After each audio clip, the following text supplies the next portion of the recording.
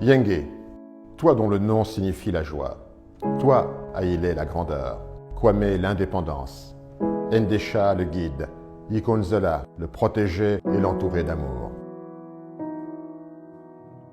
Les noms que votre papa Sindika vous a donnés sont à la fois la marque de l'amour éperdu qu'il avait pour chacun de vous, mais aussi celle de la passion qu'il vouait à l'Afrique, à ses valeurs, à sa culture et à son histoire. Chacun d'eux est également une facette de son caractère. Ensemble, ils forment le tableau de sa vie qu'il construisait comme une œuvre d'art. Oui, la vie de Sindika était l'allégorie d'un chef-d'œuvre.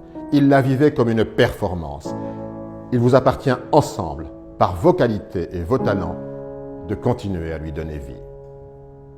Du loin que je le connaisse, Sindika a toujours eu de l'injustice une sainte horreur. Il avait une expérience que seuls ceux qui l'ont traversée peuvent évoquer en trouvant les mots. La chute voulue, programmée, planifiée de son père a profondément marqué sa vie. Il est des douleurs qu'on cache par pudeur et fierté.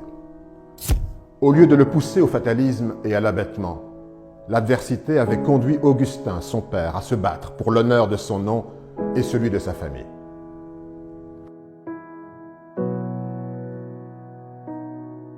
Le récit que tu m'as confié, Sindika, lors de nos exercices d'écriture auxquels tu attachais une grande importance, je veux le livrer à tous ceux qui sont venus te célébrer. Évoquant ton père, tu m'avais dit un soir, je cite, « Une nuit, il m'a réveillé dans un état de grande agitation. Alors qu'il avait l'habitude de m'appeler par le téléphone interne, cette nuit-là, il a ouvert la porte de ma chambre et m'a demandé de l'accompagner.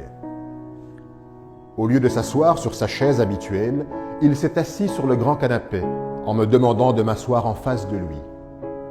Il m'a regardé avec un air grave et avec sa voix profonde dont on a le sentiment qu'elle était faite pour annoncer la fin du monde, il m'a dit « Sindika, je t'ai fait naître un prince, je vais faire de toi un roi. » C'était la seule chose qu'il avait à me dire.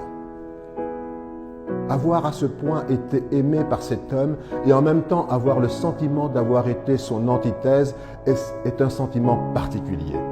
Il s'est reconnu en moi comme un prolongement de lui-même. C'est quelque chose qui a forcément inoculé en moi une graine, une envie irrépressible de briser les chaînes.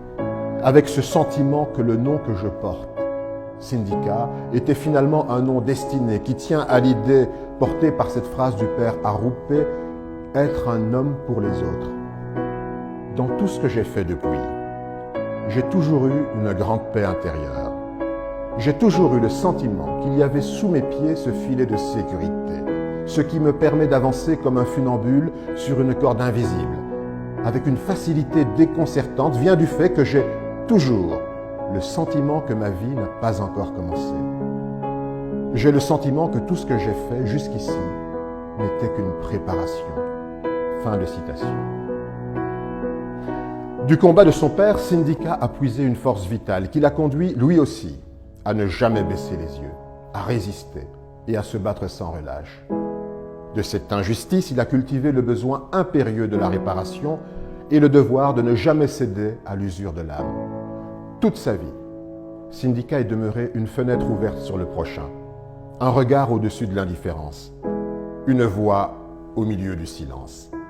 C'est à cette époque, lors de son retour au Congo, que je l'ai connu.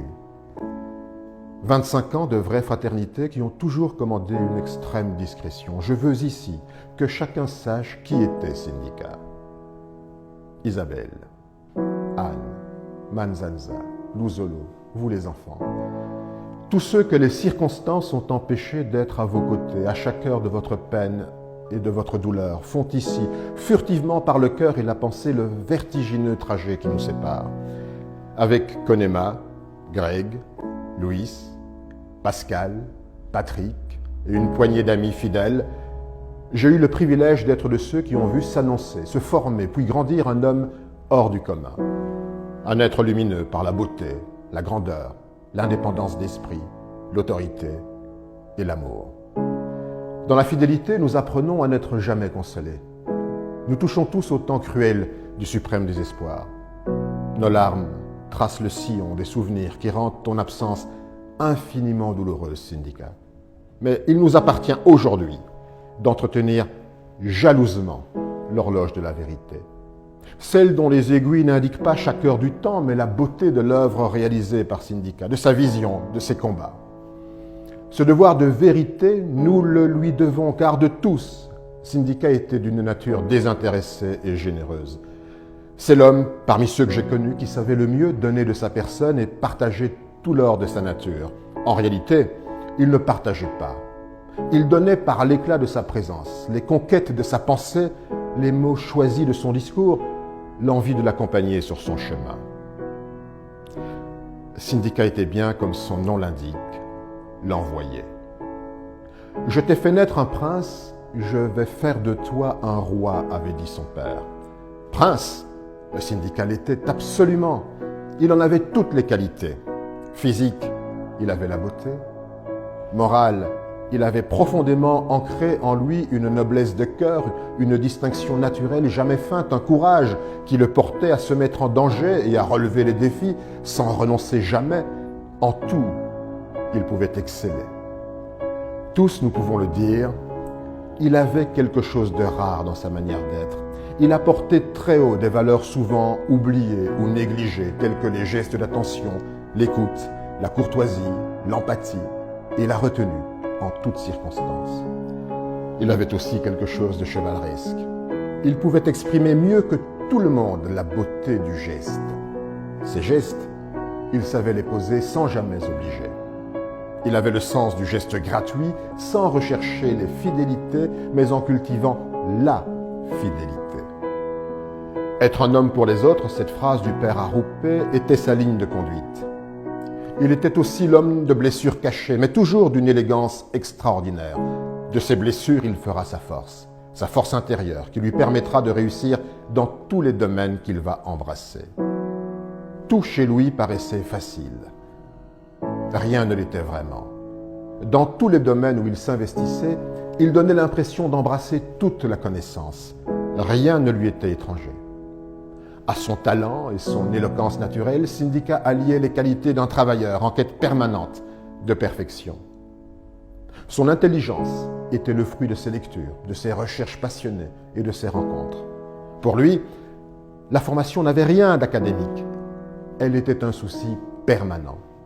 En toute chose, il refusait de se contenter de la surface pour entrer dans la profondeur. Que ce soit dans le monde des affaires, celui de la culture et des arts ou de l'engagement social et politique, il avait toujours en lui de l'épaisseur. Une forme de spiritualité le poussait au dépassement, à chercher le meilleur et à ne pas se contenter des fruits du hasard ou des circonstances. Il voulait toujours aller forcer le destin. Rien ne l'exaspérait plus que la capitulation devant la difficulté, la démission devant l'adversité, la renonciation devant l'obstacle. Syndicat est aussi l'homme qui s'est enrichi de ses rencontres. Il savait combien il était redevable de toutes ses expériences humaines. La plus belle d'entre elles aurait été Isabelle. S'il lui est arrivé un jour l'envie de faiblir, cet amour lui donnera toutes les raisons de continuer à se dépasser. Syndicat n'eût tout à fait été Syndicat sans le regard d'Isabelle. Exigeant comme il le voulait lui-même, bienveillant comme tout homme l'espère dans le creux de l'intime. Cette rencontre lui permettra également d'avoir un père de substitution auquel il vouait une profonde admiration et auprès duquel il a continué à former son caractère et à tracer sa destinée. Du petit enfant métis, guidé par sa maman, les yeux écarquillés devant les merveilles du monde dans les musées, au plus grand collectionneur d'œuvres d'art africaines, la vie de Syndicat est le récit d'une transformation, d'un parcours vers l'homme sensible. C'est parce que Anne, sa maman, a su, comme le chante l'artiste, le prendre par la main pour l'emmener vers demain, pour lui donner la confiance en son pas, le prendre comme un roi, qu'il est devenu Syndicat.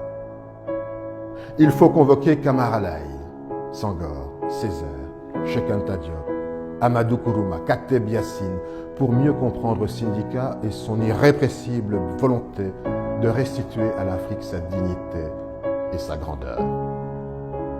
Syndicat, Usant comme personne de l'art de la formule, tu as résumé en 3 mots le sens et la direction de ton engagement pour l'Afrique et les Africains en nous invitant à apprendre à désapprendre, apprendre à lire la carte du monde en inversant l'épaule, apprendre à faire de l'Afrique notre point de référence, apprendre à nous regarder nous-mêmes d'une manière dignifiante, objective et fière, apprendre à ne pas cultiver la douleur de notre mémoire, mais plutôt la force qui nous permet de briser les chaînes de notre destin, apprendre à nous recélébrer autour de nos valeurs et nos cultures. Ce qui t'émouvait dans l'art africain, au-delà de la beauté, c'était sa vocation à matérialiser les émotions, à l'image de ces œuvres qui, dans ta maison, à la nuit tombée, te regardaient droit dans les yeux, jusqu'au plus profond de ton âme. Tu as rendu vie à l'art d'Afrique en le partageant avec les enfants d'Afrique. Fidèle à ta ligne de conduite, un homme pour les autres, ta collection n'était pas destinée à rester dans tes salons, mais à voyager. Tu voulais que le monde la découvre autant qu'elle ne découvre le monde. Tu n'as pas voulu t'arrêter à être un collectionneur. Tu es devenu un mécène.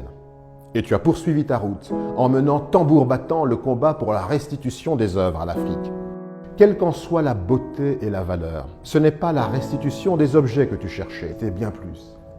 C'était recouvrer la dignité due à l'Afrique, à son histoire, à sa culture, à ses peuples. Tu voulais que les Africains, à travers leurs œuvres retrouvées, se réapproprient tout simplement l'Afrique.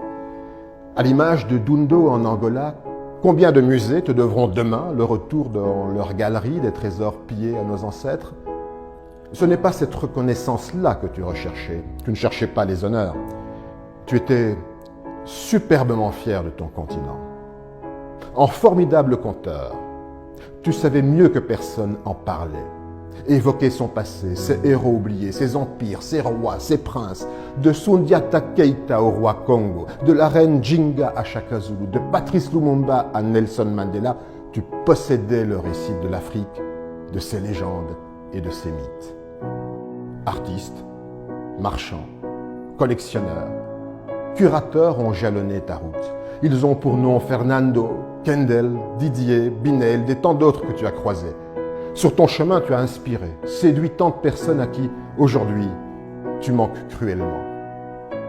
Les messages qui nous viennent du monde entier, de tous les continents, jusqu'aux villages les plus reculés du Congo, ne parlent que de la fierté que tu as inspirée, de l'espoir que tu nous as insufflé, de la confiance que tu as réveillée, notamment parmi les jeunes, pour qu'ils prennent en main leur destin. Quel privilège, quelle richesse, quel bonheur de t'avoir connu. Tout le monde nous dit « continuez, continuez, continuez ». Nous te le devons bien. Cela donne un sens et une direction à nos vies. Tu étais moins seul que tu ne l'as jamais cru. Ta mort, c'est un signe de ponctuation, d'interrogation, mais ce n'est pas un point final. Tu es dans une autre dimension. Nous sommes en colère contre toi. L'amertume domine nos larmes. Ton départ nous laisse désemparés. Pas toi, pas maintenant, pas comme cela. Mais qui sommes-nous pour décider de la manière et quand tu devais partir? Quel genre de départ aurions-nous souhaité que tu aies? Qui sommes-nous pour en décider? On prend acte, on prend date. Tu as fait ta part, mais quelle part immense! Tu aurais pu rester tranquille dans ton confort en distribuant les cartons rouges et en jouant aux arbitres des élégances à partir de ton salon. Mais non, ce n'était ni ton genre, encore moins ton style. Tu t'es mêlé au peuple en t'investissant totalement. Tu as parlé, tu as rassemblé, tu as rédigé un appel, tu as marché contre l'injustice et pour la dignité. Tout cela, tu l'as fait. Cela t'a valu un exil, des faux procès.